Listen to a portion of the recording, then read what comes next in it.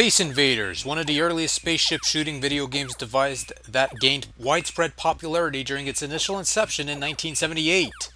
It bore a rather simple premise: taking command of a ground-based laser turret, your sole objective is to clear the skies of descending space invaders before they land on your soil. You can hide behind these protective barriers, which slowly chip away as they undergoes enemy or friendly fire. The more invaders you slay, the quicker the remaining group moves, and if they land on your soil, that's it. Game over. Doesn't matter how many lives you have in reserve, your game ends, and so does civilization, quite frankly. A simple premise, yes, but deadly challenging.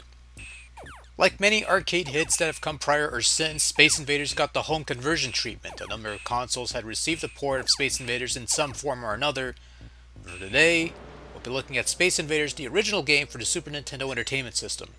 This particular cartridge was released in 1997 on North American soil during the final days of Nintendo's 16-bit powerhouse, but the game itself was actually released in 1994 for the Super Famicom, and is also a hidden feature on the Game Boy version of Space Invaders if you were to insert it into a Super Game Boy, which is rather interesting.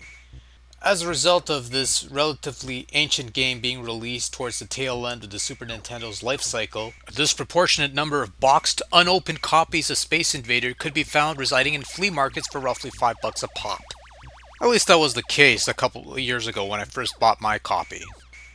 So what are you getting in this Super Nintendo port of Space Invaders? Well, you're getting Space Invaders as played in 1978, complete with 4 different visual styles, which amounts to having a backdrop, color, or basic black and white. You also get a 2-player multiplayer mode, which is probably the best part of this version of Space Invaders. Oh, wait a minute. This isn't the original game. This is Space Invaders DX, a 1993 update to the original arcade classic. Same title screen, same mode select, same multiplayer mode. Just about the only thing the Super Nintendo version lacks is the parody mode, which replaces all the old graphics with cutesy animal things. I don't know why they dropped it, as it does add a bit more variety to the package than just different visual styles to the same game from 1978, but whatever. In any case, there's not really much to say about the game itself. Space Invaders on the Super Nintendo plays just about the same way it did on the arcades, and for the most part manages to capture the sights and sounds of the original version almost perfectly. I say almost because the sound does seem a pitch lower, and the graphics do feel slightly stretched out, presumably to fill the screen, but otherwise it isn't that big of a deal. It doesn't wreck what little of the game is there.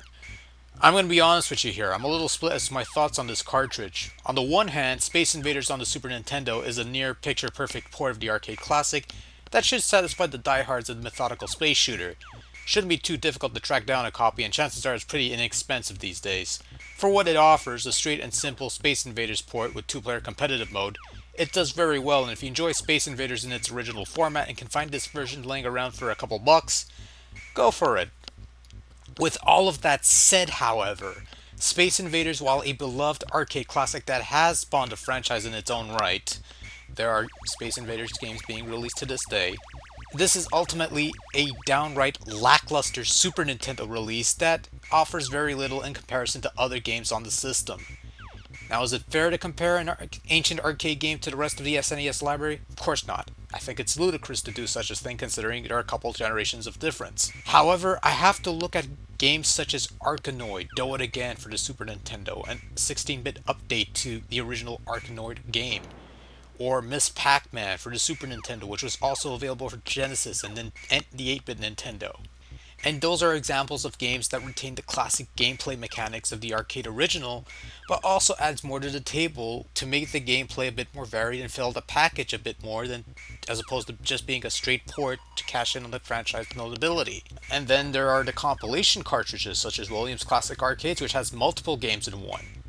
For everything, Space Invaders on its own right, it's a good port, but on the other hand, at least in my mind, it didn't really merit its own individual release. If anything, it should have been part of a compilation cartridge, or even one of several variations of Space Invaders on the cartridge. You could put in Space Invaders Part 2, or Super Space Invaders. Not necessarily just Space Invaders, the only game on the cartridge.